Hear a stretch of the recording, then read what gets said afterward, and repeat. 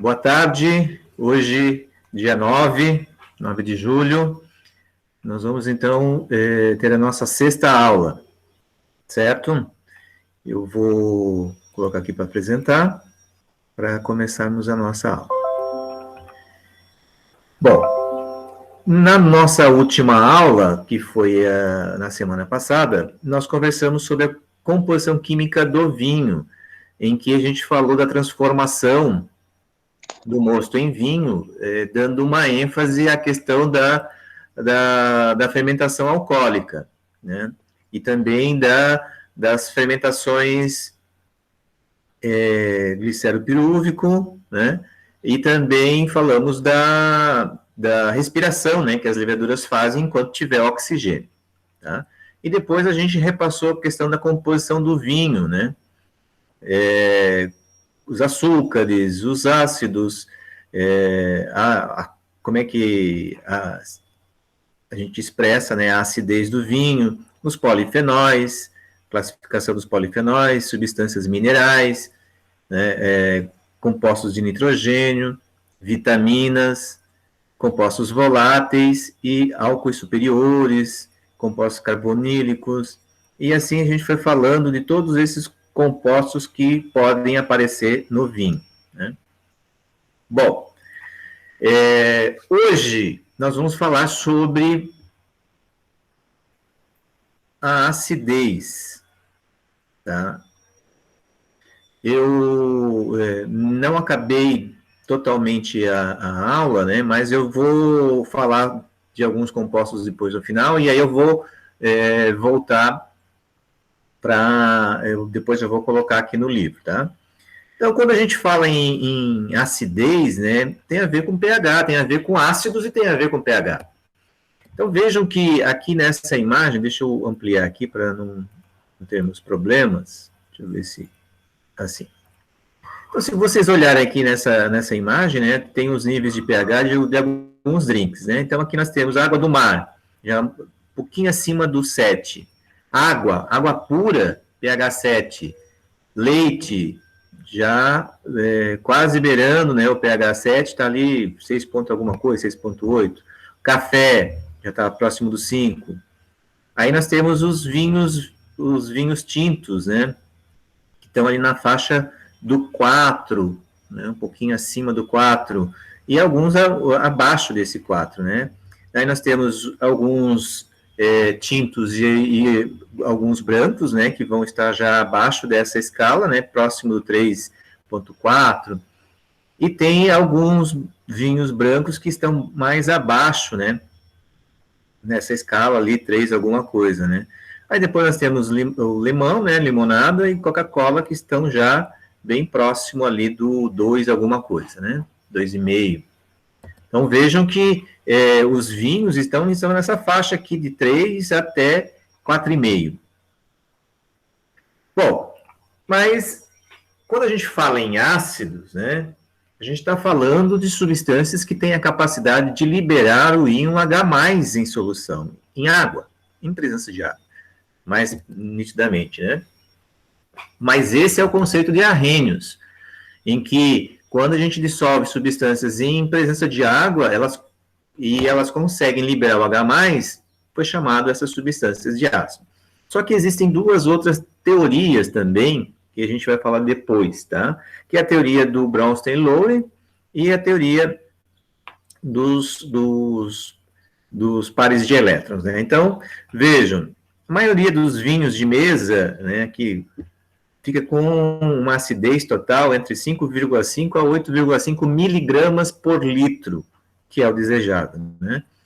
A escala de vinhos, né, como a gente falou ali, ó, de 3,1 a 3,4 para a maioria dos vinhos, 3,3 a 3,6, quase chegando lá no 4 para os vinhos tintos.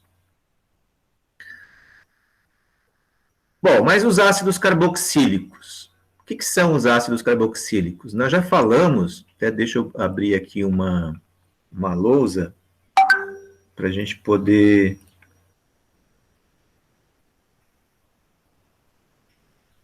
voltarmos isso. Ele vai compartilhar com vocês, tá? vocês que estão aqui, né? Então, vocês podem abrir a lousa ou simplesmente olhar aqui, né? Eu gosto de usar o fundo preto e branco, né? Para a gente trabalhar. Deixa eu aumentar aqui o zoom. Vejam só, quando a gente fala em ácido carboxílico, a gente está falando de carboxila. Carboxila é quando tem o carbono ligado de forma dupla com oxigênio e ligado de forma simples com uma hidroxila. Então, a isso aqui a gente chama de carboxila. Esse hidrogênio é aquele que sai, né, para formar, então, o que a gente chama de carboxilato, né, que é o íon negativo, mais o íon H+. Certo? Vejam, isso acontece em presença de água. Mas nós não podemos esquecer que todos os ácidos carboxílicos são ácidos fracos. O que quer dizer um ácido fraco? O que quer dizer isso? Quer dizer que eles vão ter a quantidade de H+, né, ou a ionização, né, desse hidrogênio, ele vai ficar abaixo, né, menor do que 5%. Então, a concentração dele, nem posso dizer que é concentração, desculpe. A gente tem que dizer que o alfa, né, desses ácidos, é menor que 5%. O que quer dizer esse alfa? É o grau de ionização, é o grau que essa carboxila libera o hidrogênio.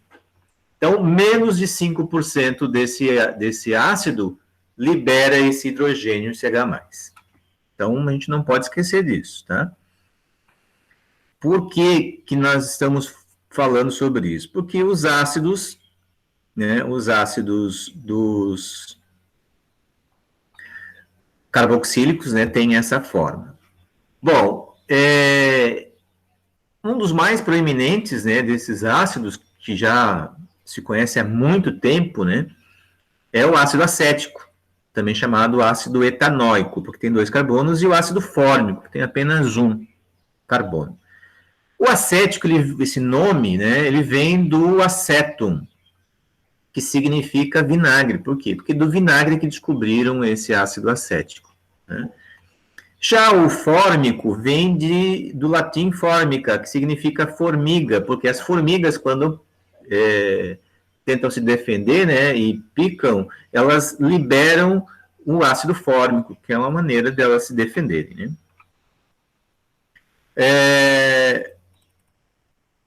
Tanto no mosto quanto no vinho, né, a gente vai ter esse sabor ácido, né?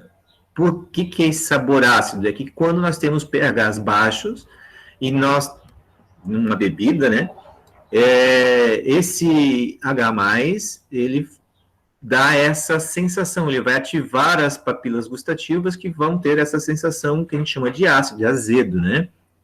Claro, não tanto quanto o vinagre, né, mas faz a gente salivar, né? Por isso que em alguns vinhos essa acidez maior é bem vista e em outros não, né? Então, vão estar presentes tanto no mosto como no vinho, tá? Então, o grupo carboxila, isso que eu acabei de mostrar para vocês, ó, né, ele vai estar acompanhado de um radical, que é a continuação da cadeia, né? Então, aqui tem as formas simplificadas, formas condensadas. Então, pode aparecer dessa forma estrutural ou dessas formas condensadas, onde eu vou ter a carboxila simplificada, tá? Ou CO2H ou COOH. Esse grupo carboxil, né, ele vem da origem, então, desse carbono que vai estar ligado de forma dupla com um oxigênio e simples com uma hidroxila, e daí a outra ligação completa as 4 ligações do carbono, né? Veja, é uma ligação pi que ele vai apresentar nessa dupla ligação. Isso provoca, né, um aumento da nuvem eletrônica, e isso provoca vamos dizer assim, um excesso de elétrons que até estimula a saída do hidrogênio. Só que, como pode acontecer o que a gente chama de ressonância, a dupla pode pular de um oxigênio para outro, e o hidrogênio e acabar parando no outro oxigênio, né? A nomenclatura. A nomenclatura, ela vai depender desse grupo que está ligado a essa carboxila. Então, aqui, ó, vejam, o primeiro é fórmico, né, ou metanóico. Nome usual, vai usar os radicais, met, et, prop, but, pent, ex, né, e depois terminado em anóico. An, porque é só ligação simples. Se tiver uma dupla, já vai virar en. E óico, porque é a terminação ácido. Vejam, eu posso ter o que a gente chama de ácido carboxílico alifático, cadeia aberta, ou pode ter um aromático, um anel benzeno, e daí ele vai virar um ácido carboxílico aromático. Vejam que aqui ele mostra, para diferenciar de uma cadeia aberta, ele mostra o AR para simplificar aromático. Então, aqui, ó, nós podemos ter, aqui no caso das abertas, né, ácido carboxílico, porque tem a carboxila, e aqui tem a cadeia. Vejam, um pouquinho de química orgânica aqui. A gente tem que sempre, a partir da carboxila, conseguir a maior cadeia possível. Então, se ele fosse para isso aqui, ó, ele teria 3 carbonos aqui. Mas, como a gente quer sempre a maior cadeia, e aqui ficaria com 6, né? Então, seguindo para baixo, ele vai ter 7 carbonos. Então, seria um heptanóico. E tem um radical, né, ligado no carbono 4. Então, por isso que é ácido 4-etil-heptanóico. E não 4-propil-hexanóico. Porque sempre a cadeia é maior que a gente prefere. E aqui nós temos uma cadeia carbônica, né, que tem 1, 2, 3, 4, 5, 6 carbonos, só que tem uma carboxila também, ó, ligado no meio da cadeia. O que a gente faz? Da mesma forma, a gente vai numerar, aqui ele numerou, tá? E só não contou as carboxilas. Ele contou somente a cadeia central. Então, ele teria 4 carbonos, e no 1, no 2 e no 4, ele tem o tricarboxílico. Ele tem as 3 carboxilas ligadas. Então, no 1, no 2 e depois lá no carbono 4. Por quê? Porque ele considerou somente essa cadeia para ficar mais fácil e usou como radical as carboxilas, tá? Bom, ao átomo da carboxila sempre vai ser atribuído o carbono 1, tá? O número 1. Então, se a gente voltar lá para a nossa lousa, e se a gente pegar aqui, digamos, eu vou colocar de forma simplificada a cadeia. Então, digamos que eu tenho assim, ó. Tá? E aqui, a gente vai ter, então, a carboxila. Vejam. Esse carbono da carboxila é o número 1. Número 2, número 3, número 4, número 5, número 6. 6 carbonos. Então, o nome vai começar com ácido.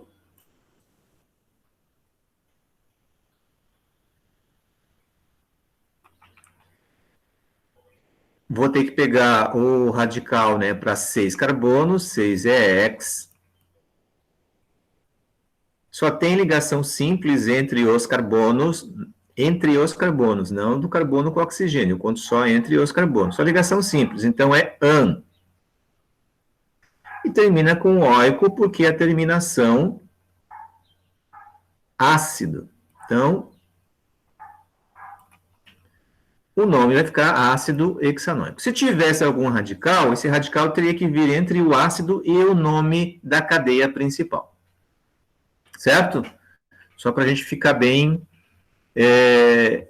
uma observação. E se fosse, né, um anel benzeno, né? Então, vamos fazer aqui, ó, um anel benzeno.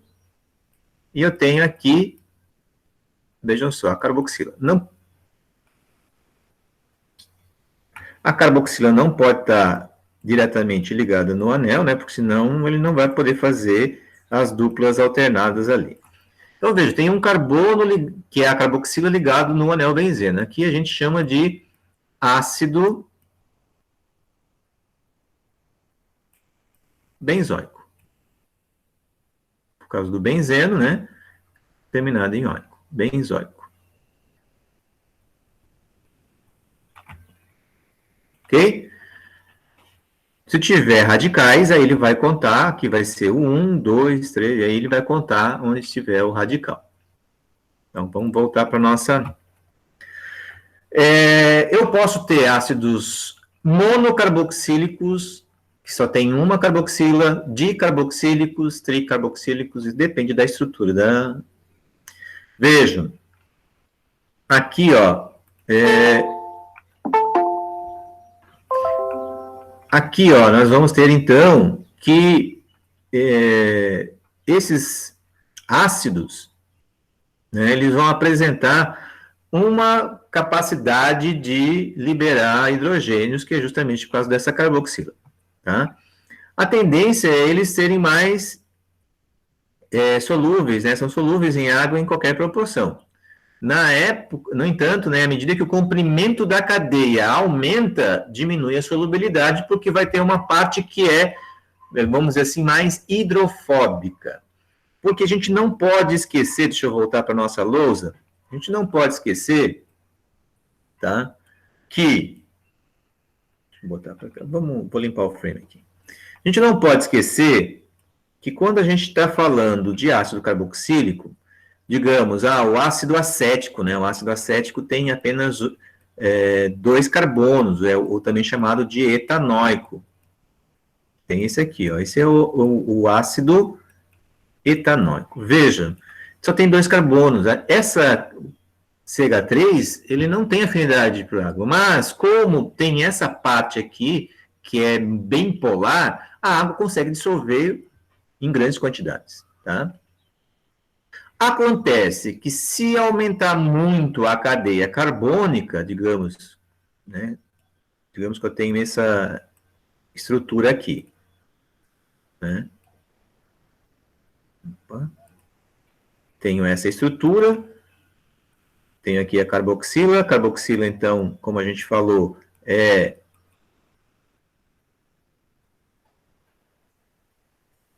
carbono 1, né? Então, aqui é 1, ó, 1, 2, 3, 4, 5, 6, 7, 8, 9, 10. Aqui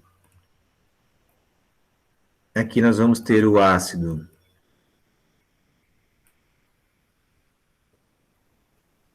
etanoico, né, ou ácido acético, etanoico. E aqui seria o ácido decanoico. Opa. Porque são 10 carbonos na estrutura decanoico. 10 só tem ligação simples entre os carbonos. Vejam, esse ácido decanoico já vai ter uma solubilidade em água diminuída por conta dessa estrutura grande aqui. Mas tem essa parte que vai ser dissolvida. Quanto maior a cadeia, menor a solubilidade. Tá? Mas não é o nosso caso dos ácidos do vinho. Mas vamos voltar lá, então. Vejam, nas propriedades químicas, né, todos eles são ácidos fracos. Por que ácidos fracos? Porque eles, como a gente já falou, né, vão ionizar apenas no máximo 5% das suas moléculas. A grande maioria fica nessa forma molecular. Então, 95% fica nessa forma molecular, apenas 5% fica nessa forma aqui. E é um equilíbrio, porque quando está em solução aquosa, né, gera esse equilíbrio. Né? O equilíbrio químico é justamente representado por essa dupla seta. Então, quando alcança o equilíbrio, ele permanece, né, com as mesmas concentrações. Aqui nós temos alguns, nessa tabela, ela não ficou muito boa, depois eu vou ver se eu troco. A gente tem aqui, ó, mostrando, né, à medida que um carbono metanóico ou chamado fórmico, etanóico, 2 carbonos acético, 3 carbonos propanóico ou propiônico. Veja que ele vai até o 10, né, depois vai para 12, 14, porque são alguns de interesse que nós encontramos, como o mirístico, o ácido láurico. Se o pH aumenta, com o aumento da cadeia, não. Né? Depende da quantidade de hidrogênio que ele acaba liberando. Né? Esses ácidos, a grande maioria, vai ficar ali naquela faixa de 3,5, no máximo 4, tá? A tendência, né? Agora, quanto menos dissolvido, né? Aí a tendência é o pH elevar um pouquinho mais, tá? Veja aqui a constante, também está mostrando a constante. Vejam que a constante, ela é maior para um carbono, por depois ele vai diminuindo, ó, a constante. Então, quer dizer, ele vai ter um pH um pouquinho maior à medida que ele aumenta a cadeia carbônica, né? Aqui mostrando, né, que tem o benzocarboxílico, ou benzoico, o ácido salicílico, ou ácido ortohidroxibenzoico, tem um hidrox aqui. Vejam que as constantes deles, ó, tá lá na casa do 10 na menos 3, ó. Aqui, ó, 10 na menos 5 para o benzoico, aumenta a do hidroxibenzoico, por quê? Porque esse OH ajuda, né, incentiva esse hidrogênio a ser liberado, tá? Esses valores, né, do Ka ali que a gente viu, da constante, a gente pode tirar um pKa, né, e esse pKa nos indica daí, a gente pode inclusive tirar depois o valor de pH através do pKa, né. Então vejam, como ele tem essa configuração, ó, lembra que eu falei, ó, ele pode gerar essa ressonância, mudando o do oxigênio, conforme ele pode ter essa ressonância, mudando a dupla ligação. Por quê? Porque tem muito elétron próximo. Né? Ele pode também gerar, com álcool, o que a gente chama de éster. Por quê? Porque o ácido carboxílico, junto com o álcool, acaba liberando o hidrogênio aqui, ó, do ácido, junto com a hidroxila. Então, se a gente olhar aqui na nossa... e pegar, por exemplo, aqui, vamos colocar o ácido acético, que é o mais o menor, né? CH3, C dupla O, OH. Se a gente pegar ele com, por exemplo, o metanol só tem um carbono. Só para exemplo, tá, gente? No vinho a gente não deseja metanol, porque metanol ele é tóxico, né? Então, esse hidrogênio aqui, ó, vai sair com o OH. E ele vai gerar, né? Então, a molécula de água mais aí a molécula do éster, né? Que nesse caso aqui, ó, vai ser o acetato ou etanoato, né? De metil. Porque daí esse radical aqui você tem que usar a nomenclatura de radical, terminado em il, metil, se for 2-etil, ou ila, né? Ou il ou ila, na terminação. Então, esses ésteres aqui se formam também no vinho, porque a gente tem o álcool, né? Então, geralmente, pode formar os acetatos ou etanoatos, né? Mas também tem álcools superiores, então ele pode se ligar com álcools superiores, ou com os polifenóis. né? Ou ele pode se ligar com os taninos, né? Formando ésteres mais complexos, né? Pode acontecer isso? Pode, e acontece, porque vai ter, dependendo da quantidade de álcool, pode forçar essa substância. Claro, em pequena quantidade, em miligramas, ou microgramas, né? Ou nanogramas. Mas, como a gente já viu, tem algumas substâncias, né, ésteres, né, que são interessantes para aromas, né? Para a questão sensorial do vinho. Tá? Então, os ácidos têm esse tipo de reação. Alguns fatores que influenciam a acidez, né? Então, começando pelos ácidos carboxílicos alifáticos, como a gente falou, né? Os substituintes localizados na cadeia alifática ligados ao grupo carboxil têm um efeito de estabilidade desse íon. Então, ele pode ativar o íon carboxilato, quer dizer, depois que libera o hidrogênio. Então, nós podemos ter doadores ou aceitadores de elétrons. Por exemplo, substituintes que são aceitadores de elétrons atraem o excesso de elétrons do íon carboxilato e espalham a carga negativa de maneira mais eficaz. Consequentemente, eles aumentam a estabilidade do íon e aumentam a acidez. Por quê? Porque daí ele libera o hidrogênio.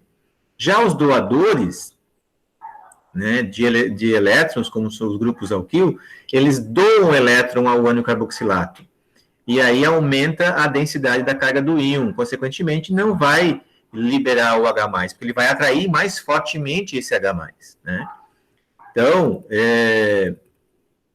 acontece dessa forma. Então, aqui ele até mostra, ó, em termos gerais, né, maior eletronegatividade do substituinte, você tem os aceitadores de elétrons. Maior o número de substituintes, maior a proximidade do substituinte do grupo da carboxila, tudo isso vai favorecer. Então, aqui nós temos alguns substituintes para a gente observar, ó. Vejam que aqui nessa tabela, então, ele mostra isso, ó. Ó, o ácido acético. Só tem o carbono ali, né? Então, ele tem um Ka de 1,8, pKa 4,74. O iodo acético, tem um iodo já, ó, nesse carbono vizinho, já passa para 6,7 vezes 10 a menos 4. Né? Foi para 3,18 pKa. Quer dizer, ele está forçando a liberar o hidrogênio. Por quê? Porque tem bastante elétrons e ele acaba estabilizando o íon negativo. Aqui, ó, 4 carbonos, ácido butírico ou butanóico, tem 1,5 vezes 10 na menos 5. Mas quando a gente coloca um cloro na cadeia carbônica, quanto mais próximo da carboxila, maior é o efeito de estabilizar o íon carboxilato. Né? Nesse caso aqui de butanoato. E aí, ó, ele libera mais hidrogênio. Mas quanto mais longe, a influência é pior, né? Ó, ele tinha 1,5, ele ativa um pouco, né? Aumenta. Mas no segundo carbono aumenta um pouco mais, e quando ele está no carbono vizinho, ele já estabiliza muito mais, tanto que passou de 10 a menos 5 para 10 a menos 3. Então, isso quer dizer que ele favorece a liberação do íon H+. Tá? Agora, quando nós temos aqueles que são doadores de elétrons, né, eles reduzem essa acidez. É o exemplo se a gente tiver ali, ó, radicais de carbono, né, de cadeias carbônicas, radicais carbonilas, né? Então, ele vai desativar esse carboxilato e ele vai atrair muito mais esses hidrogênios. Então, ele não vai deixar ele sair com tanta facilidade. Então, vejam que, dependendo da cadeia carbônica, o equilíbrio, né, iônico dentro da solução ele é diferente. Justamente por causa do efeito doador. Então, aqui ele está mostrando isso, no caso do exemplo dos aromáticos, em que eu tenho aqui, ó, o ácido hidroxibenzoico. Hidroxibenzoico. Aqui é o orto, por quê? Porque o orto é o vizinho. Posição orto, posição meta, posição para. Tá? Vejam, aqui, ó, mudou a posição de orto para meta. Veja o que acontece com o pKa né? O que ele está fazendo? Está desativando, né? Então, ele desativou o íon carboxilato, ele atrai mais hidrogênio. Aqui ele ativou, libera mais, né? E aqui ele mostrando por que acontece essas aqui no para, ó, porque ele está justamente no contrário, né? Então, ele provavelmente vai ter um pK aqui, como está mais longe, né? Pode ser ou intermediário ou maior, né? Tá aqui, ó, 4,48, como eu falei para vocês. Ó. Ele está até um pouquinho maior, né? Justamente porque ele está muito longe, né, lá da carboxila. Os grupos hidroxila, né, quando eles aceitam elétrons, então eles estão ativando se tiver mais próximo, né?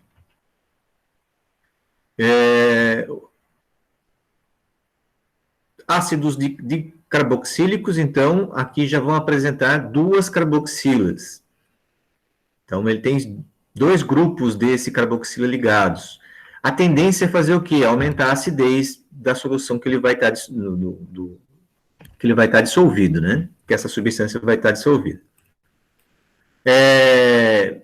Eles geralmente são sólidos à temperatura ambiente e apresentam um ponto de fusão superior a dos ácidos monocarboxílicos. Por que isso? Porque aumenta as interações entre as moléculas. Então, por isso que a tendência é eles serem sólidos, né, à temperatura ambiente, diferente dos monocarboxílicos.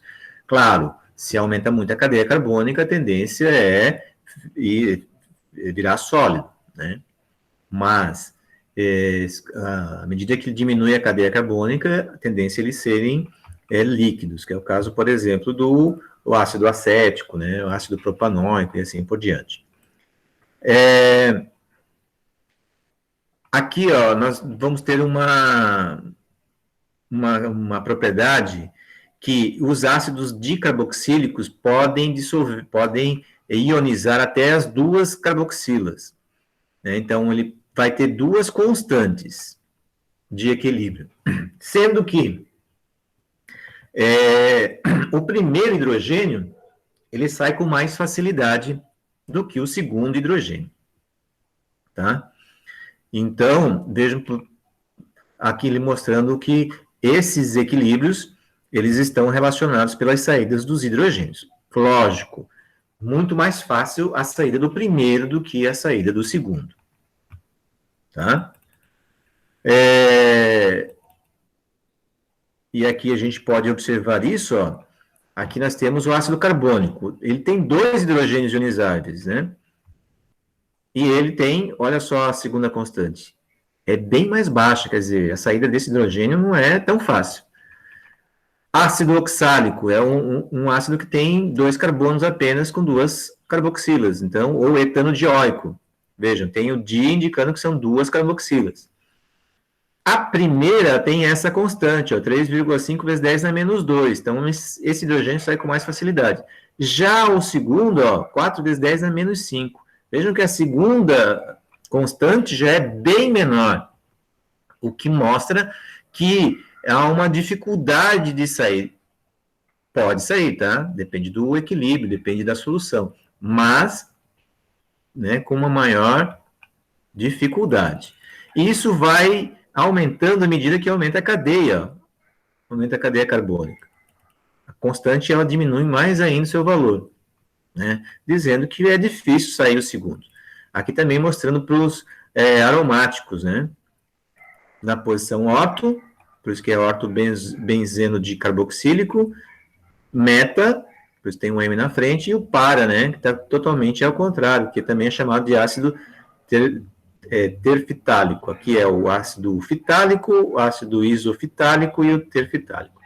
Vejam que as constantes aqui seguem o mesmo princípio, né? O primeiro tem um certo valor, o segundo é bem menor, né? Tanto que no ácido terfitálico, né, a segunda até não conseguiram medir, né? Então, mostrando que a tendência geralmente é ficar com, né, um hidrogênio ionizado apenas, tá? Pode ocorrer também, quando tem duas carboxilas, né, pode acontecer o que a gente acaba gerando perda das carboxilas na forma de CO2 aqui. Aqui acho que faltou uma setinha, tá? Veja, se aquecer a 140 graus, ele vai sofrer uma decomposição, liberando CO2 e um ácido metanóico, né? Aqui com 3 carbonos, ele libera CO2 e forma o ácido etanóico. Mas vejam, a temperatura aqui é alta, né? Acima de 100 graus. Pode sofrer também uma condensação, é o que acontece, por exemplo, com o ácido succínico ou ácido butanodioico. Ele vai sofrer uma desidratação e acaba gerando esse anidrido succínico, né, porque ele perde uma molécula de água e acaba formando esse composto cíclico, né? É o que a gente chama de anidrido, anidrido succínico. Vejam, o ácido succínico é um dos que podem aparecer também no vinho. Uma outra classe de ácidos é o que a gente chama de hidroxiácidos. Hidroxi é a hidroxila. Ele vai apresentar uma hidroxila ligada aos carbonos, né? Da cadeia carbônica, tem a carboxila na ponta, como a gente está mostrando aqui, e pode ter uma hidroxila ligada ou no carbono alfa. Carbono alfa seria aquele logo a seguir da carboxila, carbono 2, né? Aí recebe essas letras gregas, beta, gama, delta e assim por diante, tá? Ele vai fazer com que as propriedades químicas e físicas, elas sejam bem diferentes, né, dos ácidos carboxílicos, né, sem hidroxila. Veja só, com exceção do ácido glicólico e o lático, que são líquidos, todos os hidroxiácidos são sólidos. Eles são mais solúveis em água do que álcoois e ácidos monocarboxílicos. Por que isso? Porque aumenta as interações, né? Deixa eu voltar lá para a nossa lousa. Vamos imaginar que nós temos um hidroxiácido desse aqui, ó. Tem um OH aqui. E aqui tem a carboxila. Vejam só, à medida que nós temos esses oxigênios aqui, ó, aumentam as interações entre as moléculas e também entre essas moléculas aqui e a água, porque a água é polar. Então, aumentando as interações, isso faz com que você tenha uma solubilidade muito maior do que o ácido carboxílico sem aquela hidroxila ali, que no caso aqui seria o ácido propanóico. Vejam só. Então, a solubilidade desse hidroxipropanóico aqui é muito maior do que simplesmente do propanóico. Por quê? Porque vai ter maior interação polar com as moléculas de água. E isso faz com que mais moléculas possam ser dissolvidas, né, na água. Então, por isso que muda essa característica física, né? Justamente porque os grupos hidroxila e carboxila na mesma molécula aumentam as oportunidades de ligação de hidrogênio, as pontes de hidrogênio, que são essas interações mais fortes entre as moléculas polares, né? Polares fortes, que tem hidrogênio, tem oxigênio, tem hidrogênio e nitrogênio. A acidez é maior, né? Por quê? Porque daí vai ativar, né, o carboxilato, então favorece a saída do hidrogênio, né? Esse OH, ele ativa, né, a carboxila, né? E aí o hidrogênio fica mais fácil de sair em solução de água, né? Os hidroxácidos participam das reações associadas a ácidos e álcoois, tá? Então eles podem formar esses ésteres, né?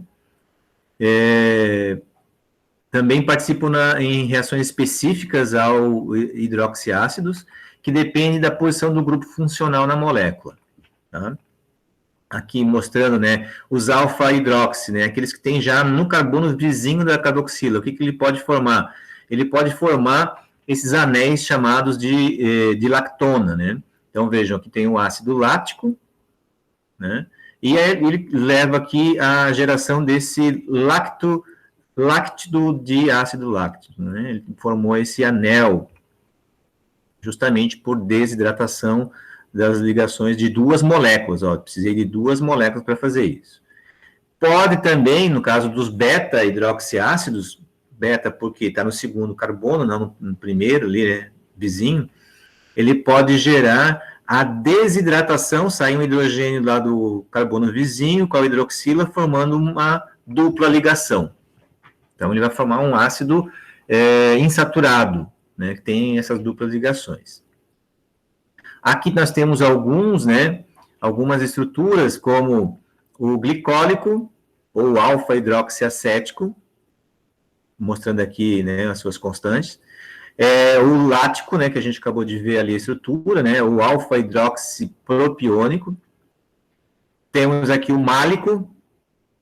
Vejam que os ácidos que a gente acaba tendo lá no nosso mosto, o vinho, eles vêm justamente desses hidroxiácidos, por isso que a gente está falando deles, né? Veja, o málico, ele é um alfa-hidroxissuccínico, né, ou 2-hidroxibutanodioico. O tartárico é o alfa-beta-dihidroxissuccínico, ou 2,3-dihidroxibutanodioico. Então, veja que ele já tem duas constantes, né, de equilíbrio. E o cítrico, né, ele já é aquele ácido que tem 3 carboxilas e tem um hidróxido. Então, pode ser o beta-carboxi, beta-hidroxiglutárico, né? Ou 3-carboxi, 3-hidroxipentanodioico. Pentano 1,5-dioico, porque ele usou um como carboxi, né?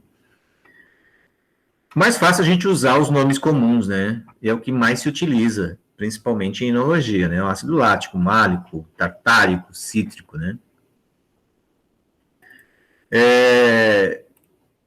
Os ácidos gama e delta hidroxi, pela posição, né, vão gerar essas lactonas, né, esses ciclos fechados aqui, né? Então, vejam que daí essa carboxila, junto com a hidroxila ali, acabam formando uma ligação e libera água. Por isso que fecha nesses ciclos, né, heterocíclicos, que a gente chama de lactona. E essas lactonas são muito importantes, né? Muitas já foram identificadas dentro do vinho, né? Aqui nós temos algumas, né, que são até importantes para a questão aromática, né, do vinho, né? Por exemplo, o butiril lactona, ele lembra caramelo, lembra coco, né? O delta-octalactona, ele lembra o herbáceo, uma questão, né, mais herbácea. O gama-nonalactona lembra coco, o gama-decalactona lembra pera, assim como o delta-delactona, né? A pantolactona, aromas balsâmicos, notas tostadas, fumaça de madeira. E a whisky-lactona lembra coco também. Vejo que tem 3 aqui que lembram coco, né? Algumas eu coloquei aqui as suas estruturas, né? Vejam que elas são aquelas que foram condensadas, né? Formando esses heterocíclicos aqui, né? A delta-octilactona, a gama-nonalactona. Então, é só para vocês verem aqui a questão da cadeia, né? Aqui a decalactona, a gama e a delta. E aqui embaixo nós temos a pentalactona e a whisky-lactona, que é essa molécula aqui. Bom, então veja, nós falamos dos hidroxicarboxílicos, né? Os ácidos hidroxicarboxílicos. Nós também temos os cetoácidos. Ceto vem de cetona. Então, são aqueles que vão ter grupos cetona nessa cadeia carbônica juntamente com o ácido. é o grupo C-O, essa carbonila, ela vai estar junto, né, nessa cadeia, tá? Aqui nós temos algum, né, que é o ácido pirúvico, por exemplo, é um desses ácidos cetoácido, né, que é extremamente importante, principalmente no ciclo de respiração ou na fermentação, né? O nome e o PAC dele está aqui, aqui não é óxido, desculpe, aqui é oxo, tá? Oxopropanóico, tá errado aqui, eu vou consertar isso depois. E aqui nós temos o cetoglutárico, né? Em que nós temos aqui 1, 2, 3, 4, 5 carbonos, né? Ou oxopentanodioico, né? 2 porque é onde está o grupo cetona, o CO aqui, ó. Quando os ácidos alfa-acetoácidos, né, são aquecidos, eles podem sofrer descarbonilação, ou seja, vão perder o monóxido de carbono. E se a gente aquecer os beta, né, a gente pode perder um CO2, justamente o da carboxila. Tá? Então ele vai ser descarboxilado. Ele vai formar uma acetona normal e vai liberar o gás carbônico. Aqui no caso, a gente forma um ácido ainda, mas sem o grupo cetona, porque ele sai na forma de monóxido de carbono. Tá? Bom, e na uva? A gente falou toda essa introdução para a gente ficar situado que são quais são os ácidos carboxílicos importantes, né, para nós, né, no caso da enologia. A gente não pode esquecer que o suco de uva, ou o mosto, né, e o mosto, eles são obtidos na prensagem, são ácidos, né, com pH que variam de 3,2 a 4. Né? A gente já viu isso, já falou lá que o mosto, né, o mosto flor, aquele que sai pelo esmagamento natural, né, o mais desejado, mas à medida que a gente vai fazendo prensagens, a gente vai alterando o teor do pH, né. Mais de 90%, na época da colheita, mais de 90% da acidez da uva deve-se ao ácido málico e ao ácido tartárico. Esses são aqueles que vêm já da uva. O ácido málico é muito comum no reino vegetal e é encontrado, por exemplo, nas maçãs, ameixas, pêssegos. O nível desse ácido nas uvas maduras depende muito da variedade da uva e do clima da região de cultivo. Em regiões frias, por exemplo, né, podem exceder a 8 gramas por litro, já em regiões quentes, de 1 a 2 gramas por litro. Por quê? Porque a questão interfere na questão da maturação, né? Quanto maior o nível de maturação, maior é o consumo desse ácido málico na fruta, né? Embora o ácido tartárico ocorra em uma variedade de plantas, né, ele é normalmente associado às uvas, que são únicas frutas que contêm grandes quantidades. A sua concentração em mostos e vinhos está entre 3 e 9 gramas por litro. É mais forte, né? Como o ácido tartárico é mais forte que o ácido málico, ele é encontrado em concentrações mais altas e tem maior influência no pH de mostos e vinhos. O ácido cítrico, né, também ocorre naturalmente nas uvas, porém em menor quantidade, né? Em uvas normais e saudáveis, o nível não passa de 300 miligramas. Já em uvas infectadas por botrites, né, o Botrytis cinereae, pode chegar a 1 grama por litro. Outros ácidos também são comumente encontrados, só que em níveis mais baixos, né, como aqui é o alfa-cetoglutárico, né, o ácido fumárico, o ácido oxalacético, o ácido pirúvico, o ácido glucônico, mas em menores quantidades, tá? Podemos também ter o ácido ascórbico, né, que é a vitamina C, que até é de particular interesse, mas a gente sabe que à medida que você vai trabalhando para gerar um mosto, a oxigenação vai diminuir os teores de ácido ascórbico, né? Vitamina C. Bom, o ácido tartárico, ele, como a gente acabou de ver, é o mais abundante, né? Ele tem uma característica que é apresentar o que a gente chama de isômeros. O que são isômeros, né? É quando ele pode apresentar variações na sua estrutura, mantém-se o mesmo número de átomos, mas ele acaba gerando estruturas diferentes. No caso dele, os isômeros são óticos. Só um momentinho.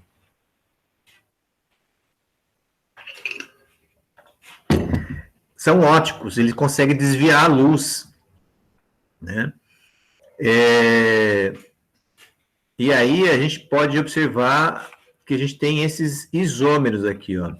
O isômero levógeno, destrógeno e a mistura racêmica, que a gente acaba chamando. Então, nós temos o mais ácido tartárico, no caso, desviaria a luz para a direita, o menos ácido tartárico desviaria a luz para a esquerda, né? São o que a gente chama de enantiômeros, né? E aqui a mistura racêmica, né, que é chamado de ácido mesotartárico. Justamente por quê? Porque ele apresenta carbonos que estão ligados em 4 radicais diferentes. Então, por exemplo, aqui, ó, esse está ligado no hidrogênio, na hidroxila, nesse radical todo e na carboxila. O mesmo acontece com o outro aqui, ó. Está ligado na hidroxila, na carboxila, no hidrogênio e em todo aquele outro radical. Então, ele tem 2 carbonos assimétricos, e por isso que a gente diz que ele tem o que a gente chama de isomeria ótica. Isso interfere em propriedades, tá? Como, por exemplo, ponto de ebulição. Vejam, o mais ou o menos não muda, mas a mistura, ó, ela já... O racêmica, ela já vai para 206, o ácido mesotartárico para 140, já baixa. Tá? O alfa para 20 graus, né, de água, mais 12, menos 12, 0, 0. Aqui é o desvio de luz, né? Solubilidade, 139, 139, 20,6, 125. Veja a diferença, né? Aqui, no caso, é gramas por 100 ml de água. Densidade, 1,76, 1,76, 1,679, 1,666. Vejam a diferença. E também influencia nas constantes, né, de ionização.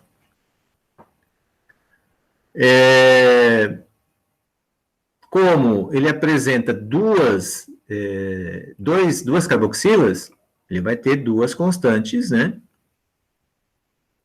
2 constantes de ionização. Vejam que, claro, a segunda já demora, já é bem menor, né? Então, a segunda constante para sair esse segundo hidrogênio é complicado, né? O primeiro até sai com uma certa facilidade, depende das condições da solução. Inclusive, nós já vimos, né, que o ácido tartárico, ele acaba precipitando à medida que aumenta a concentração de álcool. Por quê? Porque diminui a solubilidade do ácido, né? E acaba, em função dos minerais que tem no mosto, ele acaba precipitando na forma de sal, né? Então, aqui, graças às suas 2 hidroxilas, né, o ácido tartárico tem propriedades físicas e químicas muito importantes que afetam a acidez do mosto e do vinho, e podem contribuir para a névoa do vinho através da formação de sais precipitados. Digno de nota são o tartarato de cálcio e o tetraidratado, e o bitartarato de potássio, né? O tartarato de potássio, que é a principal componente do creme de tártaro, né? Então, vejam aqui, ele está mostrando justamente isso, né? O tartarato de cálcio, e aqui o bitartarato de potássio. Veja, bi por quê? Porque somente um hidrogênio é trocado por um potássio. Aqui veja o peso molecular, a solubilidade deles. Vejam que a solubilidade do bitartarato é 4,91, enquanto que a do tartarato de cálcio é 0,206, né? Isso em água. Agora, em solubilidade de solução 12% de álcool em volume, olha como diminui essa solubilidade. De 4,91 do bitartarato passa para 2,76. Enquanto que praticamente cai pela metade, quase, né? Enquanto que a do tartarato de cálcio, ó, cai pela metade. Então, isso já mostra, né, que os sais do ácido tartárico, né, eles acabam precipitando à medida que vai aumentando a porcentagem de álcool, né, na fermentação. O ácido málico, ele é sintetizado, né, através do ácido pirúvico, né, vejam, um ceto ácido, né, com adição de gás carbônico com enzimas, né, o dinucleotídeo de nicotinamida adenina, que acaba formando, né, essa troca de hidrogênio e acaba estimulando a formação do ácido málico. Então, ele adiciona mais um carbono, na verdade, uma carboxila, né, e acaba abrindo essa dupla ligação, gerando a hidroxila. Então, o ácido málico ele vem dessa transformação enzimática do ácido pirúvico. Pode ser também pela fixação de CO2 por ribulose 1,5-difosfato, e aí ele vai fixando esses gases carbônicos, né, até gerar ácido oxálico e depois o ácido málico, né? Vejam que através dessas enzimas que acabam gerando essa via, né? E também tem a terceira via, que é via a transformação do ácido cítrico, né? O ácido cítrico é sintetizado nas raízes e transportado para as partes superiores da videira, como folhas e o próprio fruto, né? E aí ele é convertido em ácido málico dentro do ciclo de Krebs, porque não podemos esquecer que a planta faz respiração. Então, lá ela vai fazer essa conversão do ácido cítrico lá dentro do ciclo de Krebs e vai gerar ácido málico. Nas propriedades químicas e físicas, né, ele também pode apresentar isomeria, né? Esse ácido possui 2 grupos carboxila e apenas um hidroxila, diferente do ácido tartárico, que tem 2 carboxila, mas apenas, e tem duas hidroxilas, né? Aqui o ácido málico tem apenas um, né? A primeira constante de dissociação, o primeiro hidrogênio a sair, né, ele é 3 vezes menor do que o do ácido tartárico, então a contribuição dele para a acidez é menor, né? Então, e a segunda constante de dissociação, ou seja, o segundo hidrogênio, é 6 vezes menor, então, o que dificulta mais é a saída do segundo, né? Os sais formados pelo ácido málico com cátions tipicamente presentes nos mostos e vinhos são facilmente solúveis, já diferente do caso do tartárico, né? O ácido málico é facilmente degradado por micro-organismos e também facilmente metabolizado no ciclo de Krebs como parte da respiração. E por último, né, o ácido cítrico. O ácido cítrico aqui, por último, desculpe, próximo ácido cítrico, ele está presente nas uvas, né, e nas folhas, mas nas uvas em concentrações bem baixas, né? Ele tem aqui, vejam que o ponto de fusão dele é 100 graus, a solubilidade 55,8 gramas por 100 ml a 20 graus, a densidade é 1,6, né? E ele tem as suas duas constantes. Aqui, né, veja que 3,47 vezes 10 a menos 4, depois praticamente dobra, né, 7,41 vezes 10 a menos 6, né, diminui, né. Então, o segundo pKa dele, segunda constante dele indica que ele vai dissociar bem pouco, né, esse segundo hidrogênio. Como o ácido cítrico tem 3 carboxilas, então vejam que a terceira não vai sair de jeito nenhum, né? Então, o primeiro até pode sair, mas o segundo, de jeito nenhum.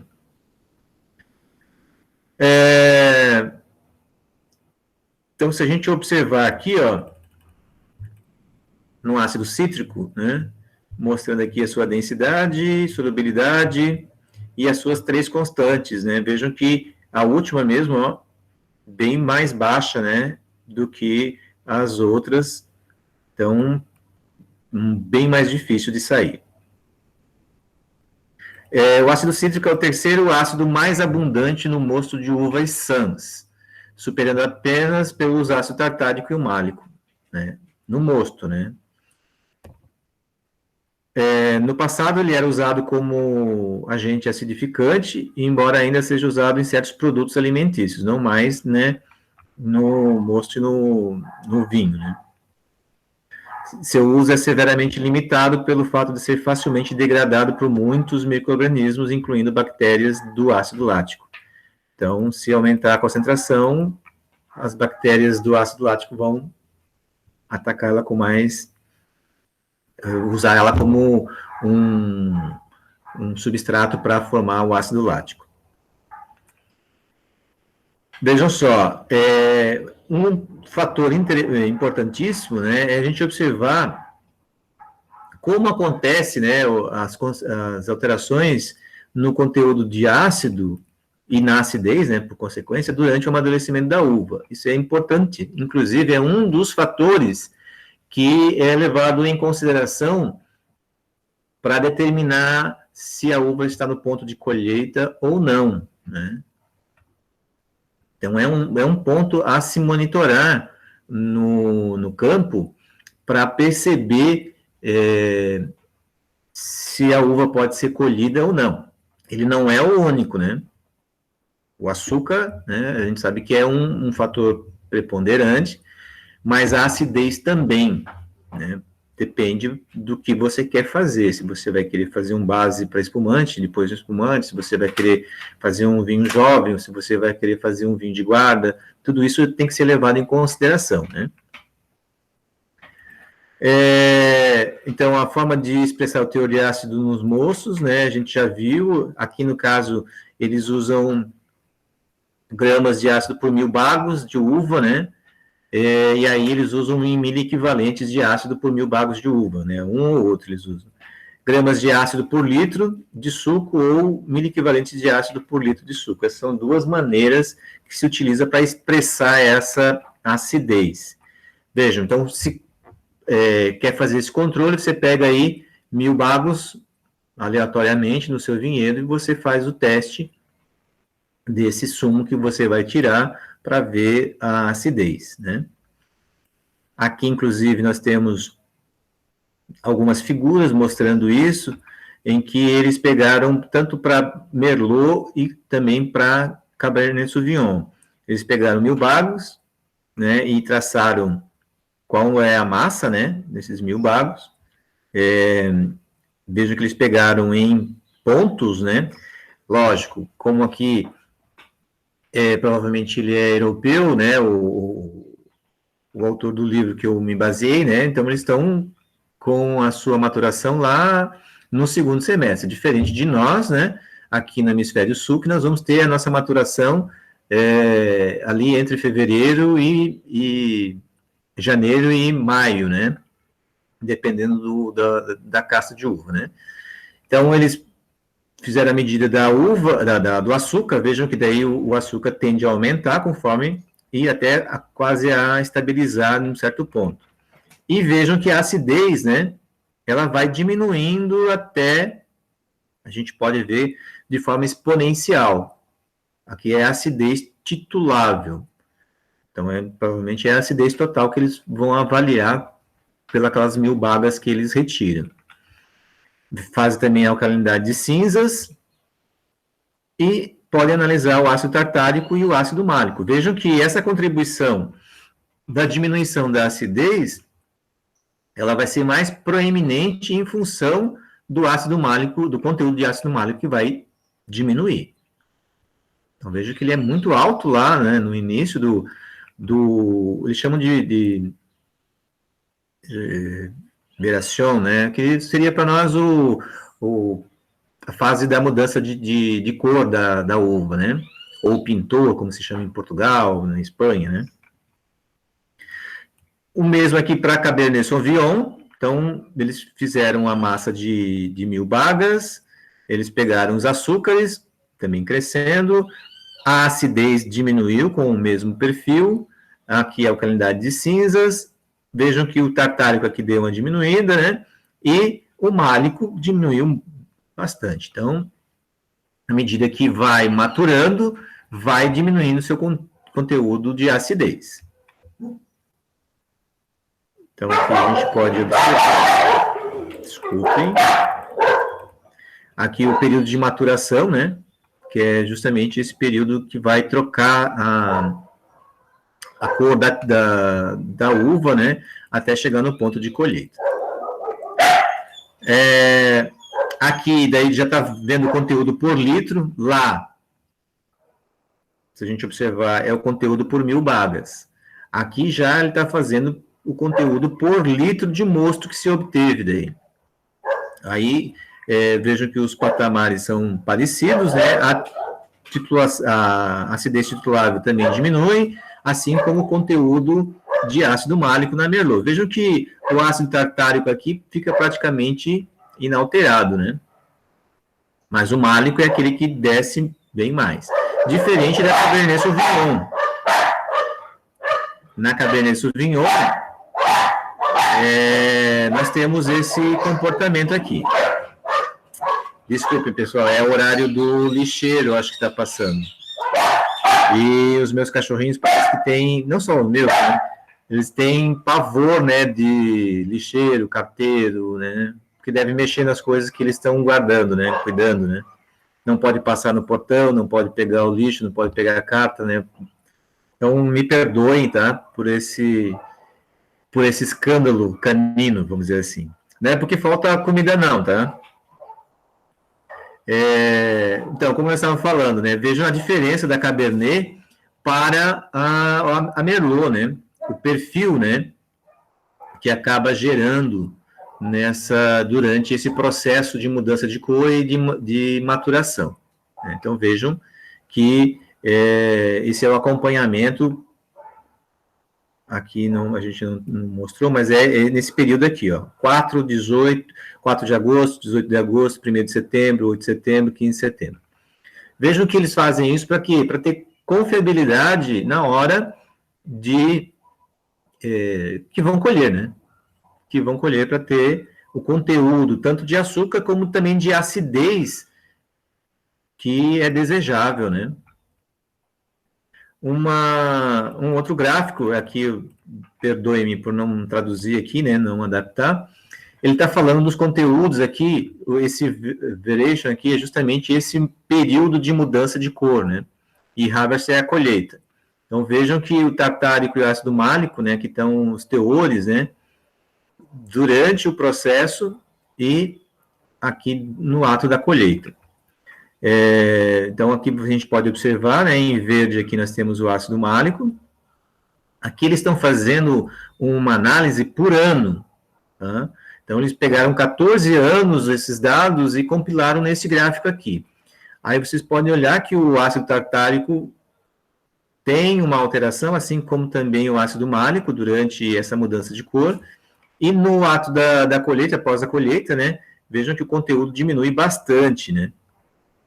Agora, o que se dá essa influência aí a cada ano? Por que deu essa influência? Aí são fatores como o clima, né? O clima interfere muito tanto na fisiologia da planta, que ela acaba tendo esses altos e baixos, né? Se chove demais, altera, se não chove também altera, né? Então, aí tem toda uma relação íntima com o clima, né?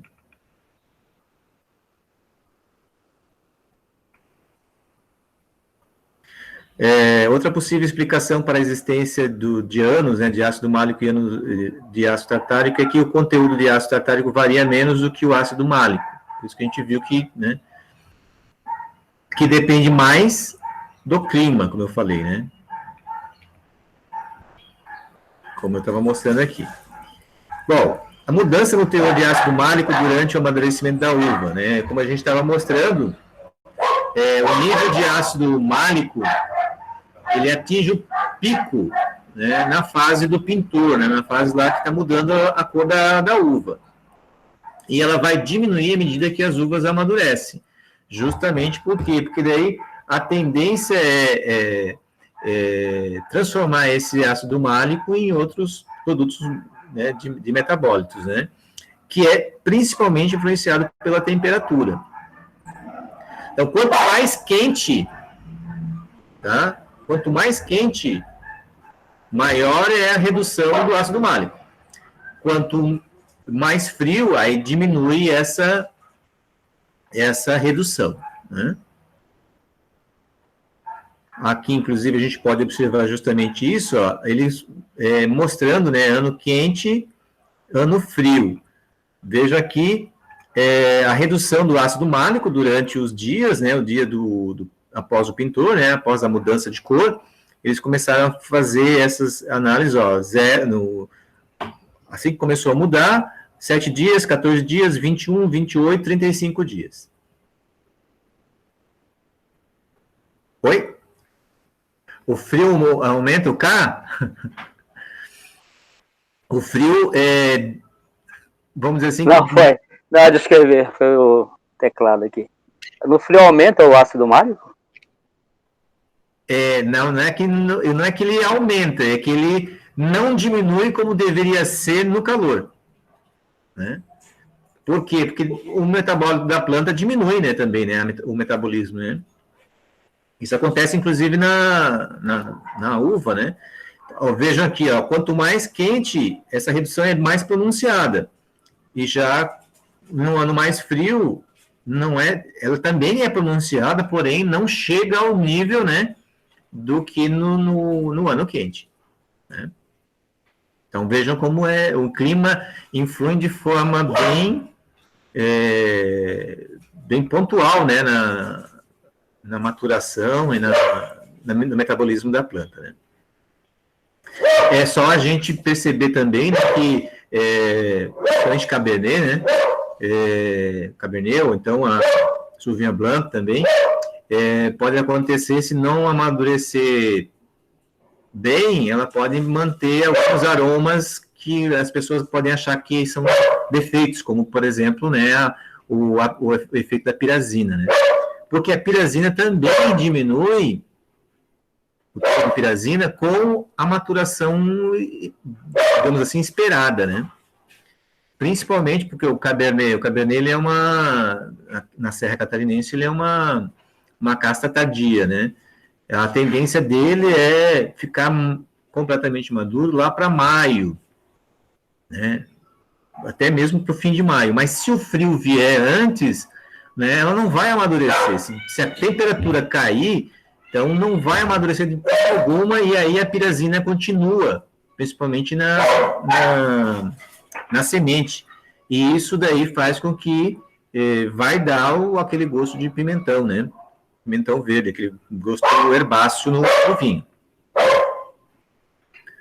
Aqui mostrando então o ácido tartárico, vejo que o ácido tartárico, a evolução dele, né?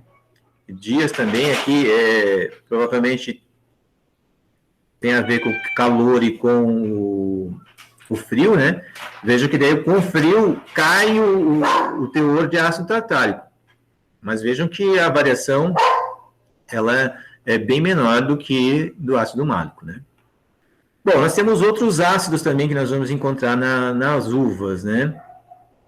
Um deles é o ácido glucônico, né? Ele é um caso especial, né? As uvas infectadas pelo Botrytis cinerea, né? Ele pode causar, então, o que a gente chama de podridão nobre, né? Ou bolor cinza, ele contém concentrações elevadas de certos ácidos, um deles é o ácido glucônico, né? Esse ácido é formado pela oxidação de açúcares e pode ultrapassar níveis de 5 gramas por litro nesses casos. A sua concentração é utilizada como indicador de grau de infecção por Botrytis, e apenas os mostos com teores inferiores a 1 grama por litro são utilizados para a elaboração de vinhos de qualidade. aqueles com níveis acima de 1,5 são geralmente usados para bebidas destiladas. Tá? Então, a oxidação da glicose a ácido glucônico ocorre pelo metabolismo do botrytis. Então, aqui nessa tabela, né, a gente pode observar aqui, ó, alguns ácidos também que a gente pode ter, ácidos em uvas saudáveis, daí não tem infecção, nós podemos ter aqui o ácido oxálico, né, ou etanodioico, o ácido glicólico, que é o ácido 2-hidroxietanóico, o ácido fumárico, ácido butenodioico, né, e o ácido ascórbico, que é a vitamina C, né? Então, esses são os ácidos que nós podemos encontrar também na uva, né? Aqui, só mostrando, né, como é que ele vai gerar, né, o ácido glucônico, né? Vejam que nós temos aqui 1, 2, 3, 4, 5, 6, a glicose, e pela glicose oxidase, que é uma enzima, né, e com os cofatores, ela vai gerar o ácido glucônico. E uma outra via, né, é através da glicose 6-fosfato desidrogenase, que vai gerar também o ácido glucônico. Então, é através dessa maneira. Tá? Aqui, já com os ácidos, quando a uva é infectada por botrytis, então nós podemos ter aqui o ácido glucurônico, né, e o ácido galacturônico, né. Tem também ácido glucônico, galactárico, ácido 2-cetoglucônico, ácido 5-cetoglucônico, ácido 2,5-dicetoglucônico. Então, esses são alguns dos ácidos que nós vamos poder encontrar justamente pela infecção do botrytis. Vejam, por quê? Porque o metabolismo do botrytis vai ter vias que são totalmente diferentes, ele vai usar o açúcar para formar esses tipos de ácidos que nós temos aqui. Aqui o metabolismo característico da bactéria Acetobacter, né? A oxidação do etanol ao ácido acético. Então, o ácido acético é aquele que pode ter por contaminação de Acetobacter, né? Ou, né, mesmo na malolática, né, onde nós vamos ter bactérias láticas, pode também gerar um pouco de ácido acético. Tanto que nós temos, né, a acidez volátil, ela é praticamente ácido acético que é produzido durante a fermentação, mas vejam, ela é baixa, né? E o teor tem que ficar dentro de um limite que é estabelecido, inclusive, pelo mapa, né? As bactérias do gênero Gluconobacter oxidam o ácido glucônico, dando origem ao ácido 2-cetoglucônico e o ácido 5-cetoglicônico e o 2,5-dicetoglucônico. Essas moléculas se ligam prontamente ao SO2, né, reduzindo assim os níveis de SO2 livre no vinho, né, no mosto e no vinho. Leveduras comumente encontradas em uvas e mostos não metabolizam o ácido glucônico durante a fermentação. Por quê? Porque as enzimas que ela tem para poder metabolizar isso requerem um pH maior do que o mosto ou o vinho vai ter. Então, por isso, a enzima das leveduras acabam ficando inativa. Isso a gente já falou, inclusive, em outra aula. Tá? Bom, além disso, aqui a gente encerra essa parte, né? Vou reduzir aqui. Além disso, né, uma outra questão também é do equilíbrio químico. Deixa eu pegar aqui a nossa... que a gente, inclusive, já falou, né? Que quando a gente tem um equilíbrio químico, seja ele alcoólico, em água, né, aquoso ou hidroalcoólico, né, ele vai alterar o equilíbrio químico das substâncias. Então, a gente tem que pensar o seguinte, a gente tem aqui um equilíbrio que é ácido, né, vou botar assim, e aqui é o ânion. O ânion mais o H+, tá? A gente tem isso. Vejam, no equilíbrio ácido, né, o alfa ele é menor. Opa, desculpe, eu acho que eu coloquei o símbolo errado aqui. Ele é menor que 5%. Mas, vejam, acontece que quando à medida que a fermentação acontece e aumenta, né, o conteúdo, a porcentagem de álcool, né, vou chamar assim,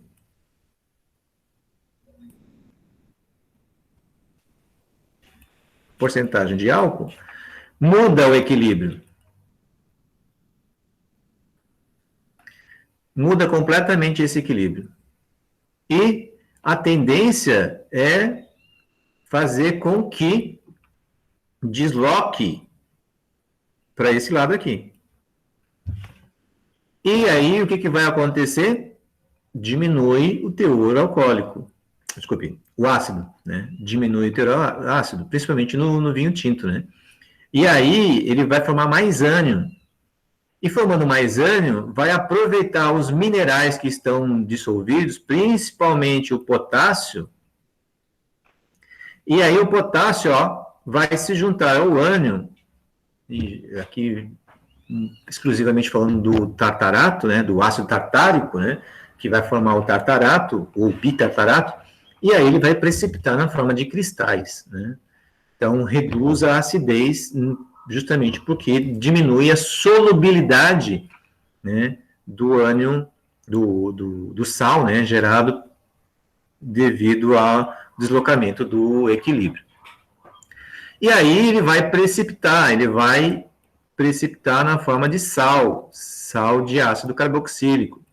E aí, ó, vai deslocando mais ainda para repor esse ânion que vai sendo precipitado. Tá? Então, o equilíbrio químico, a gente tem que ter isso bem ciente, que ele é alterado à medida que o processo vai se desenvolvendo. Então, se a nossa fermentação acontece de forma tranquila, legal, e vai gerando aquela porcentagem de álcool esperada, né, acima de 10%, 12%, né, isso vai incentivar a uma precipitação do ácido tartárico e, consequentemente, vai diminuir a acidez do vinho, né, do fermentado final, tá? Uma outra coisa que eu gostaria também de falar para vocês, mostrar para vocês, é o seguinte, nós temos também, e aqui deixa eu só mostrar aqui, outros ácidos que são formados, né, em pequenas quantidades, mas eles são formados principalmente como um produto da fermentação. Veja que aqui nós temos um ciclo bonito, né, o ciclo do ácido cítrico, né, entre o ácido cítrico aqui, e conforme ele vai sofrendo alterações, isso pelas enzimas e pelas coenzimas, nós vamos formando substâncias como o ácido isocítrico, depois o ácido cetoglutárico, depois o ácido succínico. Vejam, em meio anaeróbico, que é o caso da nossa fermentação, ele vai parar aqui, tá? Ele não vai continuar fazendo fumárico, málico e assim por diante. Não vai, ele vai parar aqui. Então, o que nós vamos ter é o ácido pirúvico que nós temos, por isso que daí o ácido pirúvico vai ficar em menor quantidade, lá na casa das miligramas, ele é convertido, vejam, ácido oxalacético, ácido málico, fumárico, succínico, né? Vejam que ele é produzido, então, na fermentação, né? E assim também o ácido acético. Então, o ácido acético que nós vamos ter no vinho é exclusivamente proveniente da fermentação, né? ácido. Justamente aqui, ó, se a gente pegar o ácido pirúvico, ele vai formar o acetaldeído, e o acetaldeído, com as coenzimas, ele vai gerar o ácido acético. Vejam que ele é um desvio, então, de rota metabólica. E vamos ter também o ácido lático, né? O ácido lático ele é proveniente da malolática, que também é uma estratégia de, vamos dizer assim, suavizar, né, essa questão dos ácidos dentro do vinho tinto, principalmente, né? Onde o ácido málico que nós temos ainda, a gente tem em menor quantidade do que o tartárico, mas tem, e aí transforma esse ácido málico em ácido lático. Tá? Então, vejam, todo esse ácido acético, ácido succínico, ácido lático, ele vai vir do processo da fermentação. Tá? Como eu falei para vocês, aqui a formação do ácido lático, ó, também vem do ácido pirúvico. Então, vejam que o ácido pirúvico, ele é um ácido importante, mas para a produção de outros metabólitos.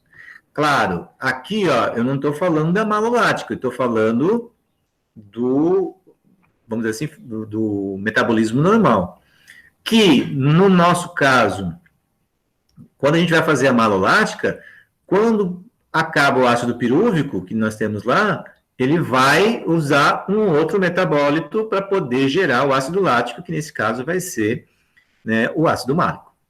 Tá? Então, veja a diferença, né? Ó, nós temos 3 carbonos, enquanto que o málico nós temos 4, né?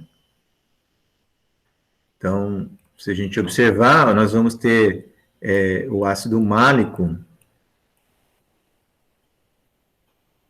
Vamos dizer que aqui tem a carboxila e aqui tem a outra carboxila. O málico tem apenas uma hidroxila. Então, aqui vem um H, aqui vem 2. Vejam, na fermentação malolática, o que vai acontecer? Ele vai transformar isso, claro, vão ter reações específicas, né? E vai transformar isso em ácido lático, que vai ter uma carboxila. Deixa eu voltar lá para pegar a colinha. Isso. Aqui vai ter uma hidroxila e aqui vai ter 3 hidrogênios. Então, vejam que aqui, nesse processo, tem que sair um CO2, né? Lógico, vai ter uma enzima específica, cofatores, para poder gerar isso. Então, sai, né, essa carboxila, ou essa ou aquela lá, né, de forma a sair esse CO2 e se adiciona, então, um hidrogênio aqui, né, justamente para gerar esse CH3. Então, aqui é o ácido lático.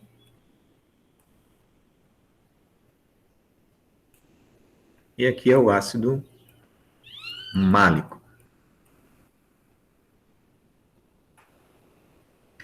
E como é que a gente faz o controle na malolática? No caso, né, prático, né? Através da cromatografia, né? Que foi aquela nossa segunda aula, né? Em que daí a gente consegue ver o teor de málico e lático, né? No começo a gente não tem lático, só vai ter málico, tartárico, né? E aí, à medida que a transformação vai acontecendo, vai desaparecendo o málico e vai surgindo o lático. Então, se vocês não lembram, né? Lá na nossa aula 2, se eu não estou enganado, tem uma parte justamente mostrando esse processo, né, de controle da fermentação malolática. Tá certo?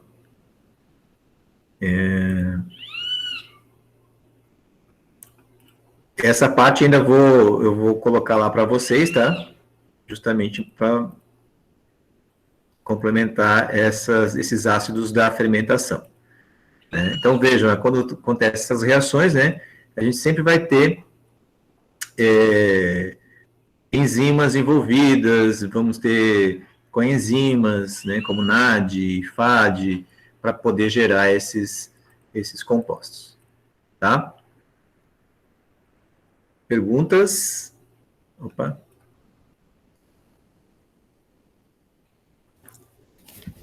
Professor, a fermentação malolática se dá somente pela adição de CO2?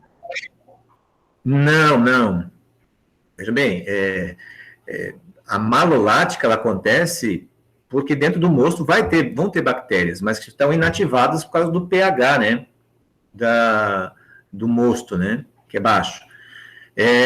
Algumas vinícolas preferem colocar bactérias láticas para arrancar a fermentação. Outros preferem deixar um tempo, estabilizar, né, a fermentação alcoólica, deixar um tempo que daí essa transformação pode ocorrer naturalmente. Em alguns casos demora muito, né? Mas no caso do málico, você está se referindo ao que a gente mostrou aqui, né? A liberação do CO2, é isso? Isso, a transformação no málico ao lático. Isso acontece, eu vou pegar certinho essa transformação, eu não tenho aqui, eu acabei esquecendo, mas eu tenho uma parte que mostra isso bem, as reações que acontecem, tá? É uma transformação, e aí eu vou trazer para vocês, tá? Eu não sei agora se eu vou conseguir achar, deixa eu ver se eu consigo achar aqui. Eu não lembro qual das turmas. Peraí, deixa eu ver no material da professora aqui.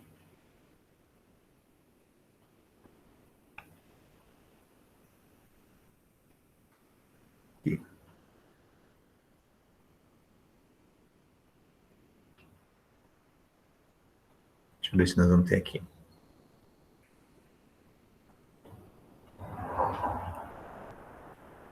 Os ácidos. Esse aqui também eu vou colocar ali como material de consulta, né? Ele também traz, ó, os pirúvico, succínico, lático, acético, aqueles outros que podem vir pela contaminação com botrites, né? Eu vou deixar isso ali para vocês como material extra, né? Os ácidos da fermentação, né? O ácido lático, succínico, pirúvico e acético.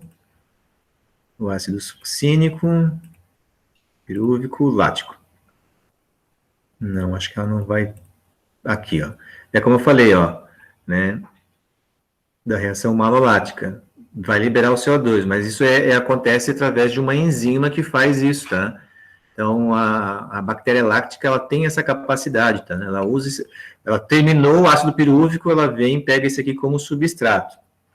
Não vai estar aqui agora a reação. Eu tenho isso, mas eu não vou saber onde está para mostrar. Mas esse aqui eu vou colocar como material de apoio ali para vocês, tá? Para vocês também derem uma boa olhada, né? Traz bastante informações. A formação do ácido acético, né, pelas bactérias acéticas, né, ela acaba pegando o etanol e fazendo essa oxidação a ácido acético, né, passa pelo etanol e depois pelo ácido acético. Não vou ter aqui. Aqui como a gente calcula a acidez, tal, acidez, eu vou deixar isso ali disponível para vocês, então eu coloco lá como material de apoio, tá? Mas é isso, tem que descarboxilar, tem que tirar aquele gás carbônico, né? Ele sai na forma de gás carbônico, mas ele era um radical ácido, uma carboxila, né? Então o hidrogênio passa lá para o carbono, para o outro carbono, e ele sai na forma de CO2. Mas na prática, para fazer isso, digamos, na cantina, pela adição de enzimas, ou só deixar ali em repouso? Na maioria das vezes, como que ocorre isso?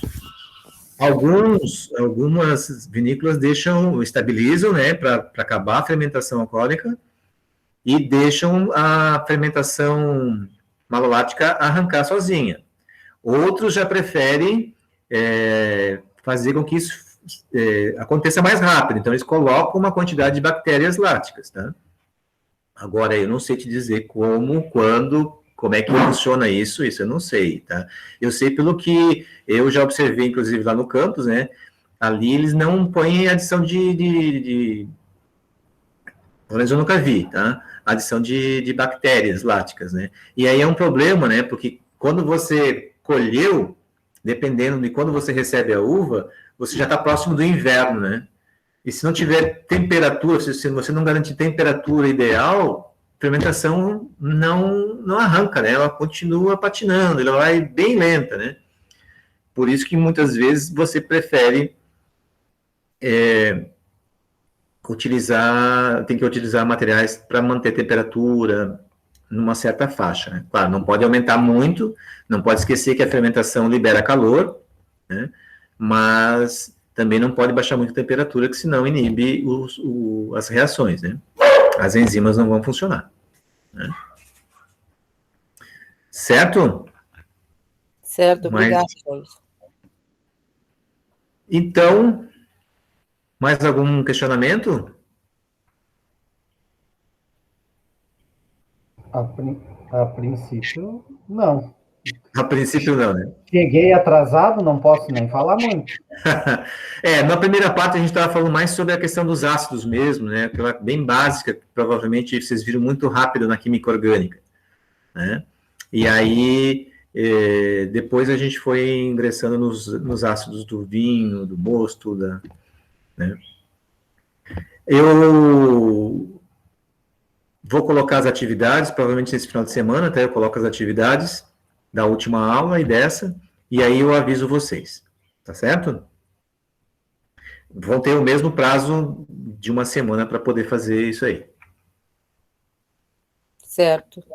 Certo? Ok. Então, eu agradeço, né, a paciência de vocês, né, que em vários momentos os meus bichinhos aí acabam sendo bem barulhentos, né, eu me irrito às vezes, mas então agradeço a paciência e a cooperação de vocês, e até o próximo encontro, tá? E assim que eu tiver já colocado o vídeo, eu já aviso lá também no grupo. Ok? Ok, obrigada. Bom final de semana. Bom final de semana para vocês. Tchau, tchau. Tchau, tchau, Joyce. Obrigado.